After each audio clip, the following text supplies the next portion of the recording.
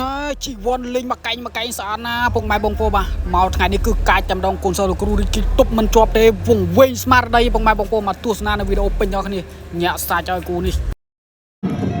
អត់តាមចូលមួយផងមួយបងគូគៀវតែជីវ័នបាទគូគៀវលើកម្រិតចំនួន52គីឡូក្រាមចាប់ជើងគាត់អាចជួយបាទសេរីខាងក្រោមវិញទូចូលបាយមួនទៀតក្នុងដៃមួយទៀតអូបាទពីនេះរកថាគុំស្ទូចូលស្ដាំបាទចូលគូគៀវមួយទៀតអត់អីជីវ័នអូក្តាប់ដៃចាក់គោបាយស្ដាប់ចូលដល់លើអាយ៉ាបាក់ដៅទឹកទី1ទៅតែម្ដងបាត់ទៅកាត់ក្រោមលើរបស់ទីដល់អាគុំតាមលើវិញស្ដាប់ទប់ស្ដាប់ចាប់ជើងអូខាងក្រោមអត់ទួល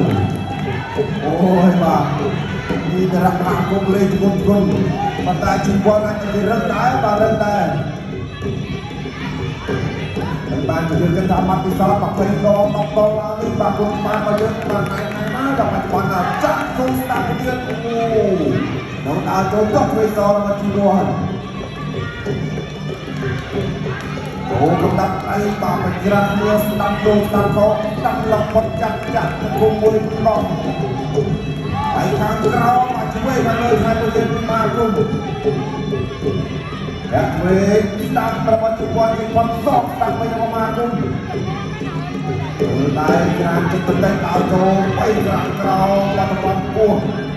អូបីក្រោមទៀតបាទពីមកគុំគាត់ស្ដាប់ចូលមកជីវ័នអត់បីស្ដាប់របស់មហាគុំអត់តាមចូលវិញមួយផងមួយរបស់ពីតែជីវ័នបា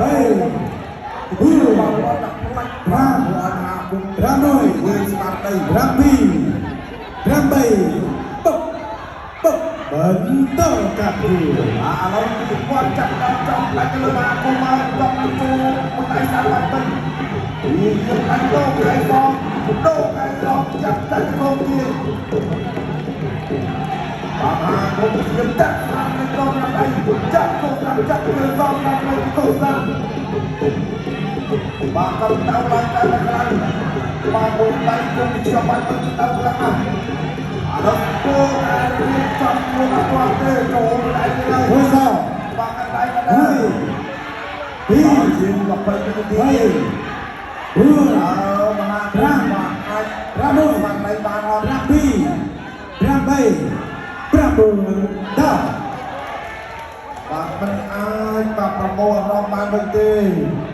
បាទទិញទៅម្ដងជ័យជំនះបានទៅលើបងគុលខៀវដែលជីវ័ន